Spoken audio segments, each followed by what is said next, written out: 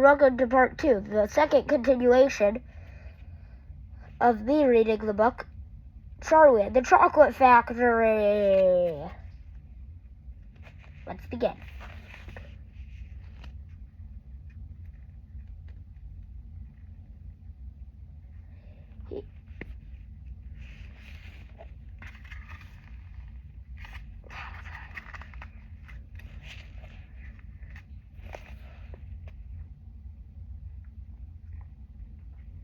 Then cabbage and cabbage soup. The one thing he longed for more than anything else was chocolate. Walking to school in the morning, Charlie could see a great slabs of chocolate piled high in a shop windows, and he would stop to stare and press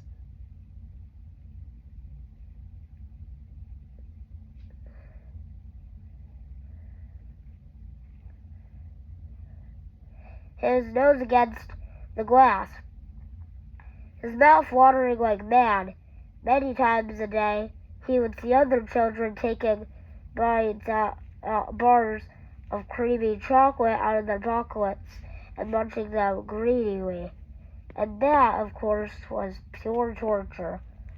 Only once a year on his birthday did Charlie Bucket ever get to taste a bit of chocolate. The whole family saved up their money for this special occasion.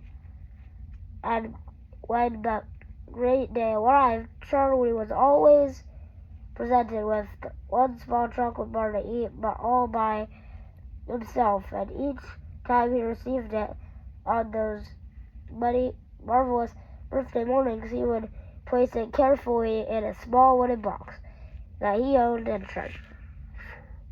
By the way, if you guys were wondering,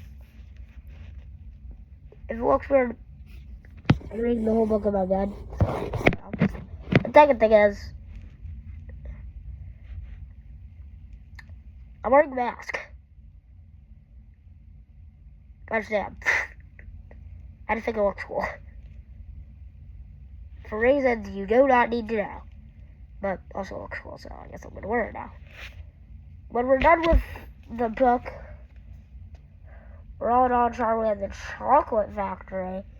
You can see Mr. Willy Wonka right there. We are going to be reading Charlie and the Great Glass Elevator, which is the continuation. Let me see if I can find the page that actually says it's a continuation.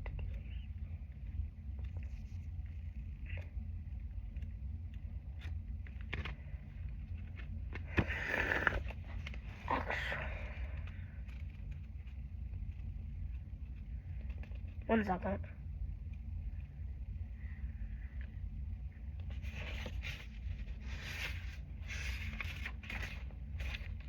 Okay, no, I guess it doesn't say that. It has fought as though it was a bar of solid gold, and for the next few weeks he would allow himself only to look at it, but never to touch it.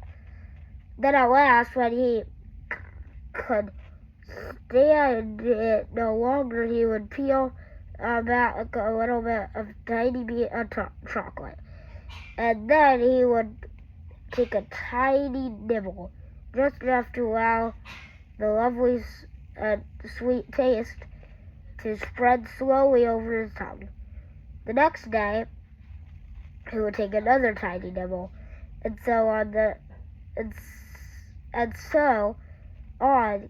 And in this way, Charlie would make his 6-penny bar of birthday chocolate last him more than a month.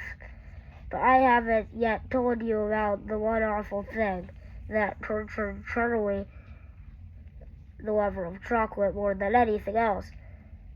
This thing for him was far, far worse than seeing slabs of chocolate in the shop windows or watching other children munching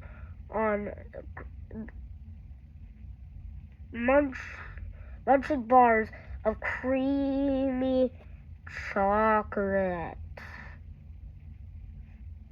Right in front of him, it was the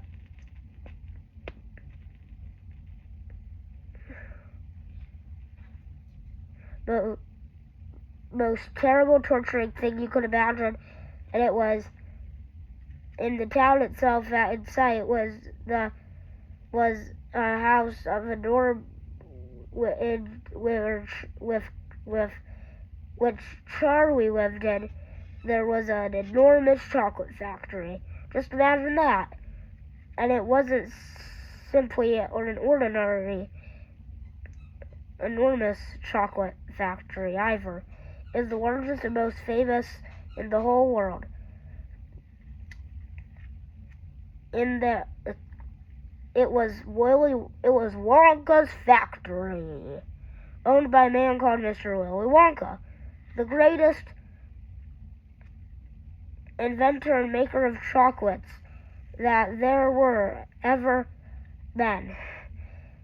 And what a tremendous, marvelous place it was. It had a huge iron gates leading into it, and high walls surrounding it, and smoke reaching from it.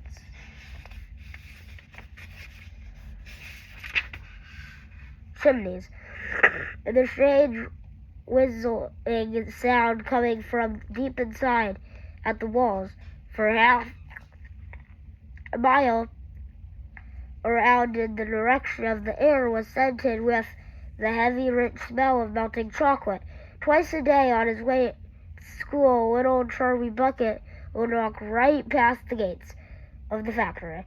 And every time he went past it, he would begin to walk very, very slowly and take a hold of his nose, high air, and long sniffs of his gorgeous chocolatey smell at all around him. Oh, how he loved that smell, and oh, how he wished he could go inside the chocolate factory and see what it was like. That is the end of part 2. Please follow for part 3.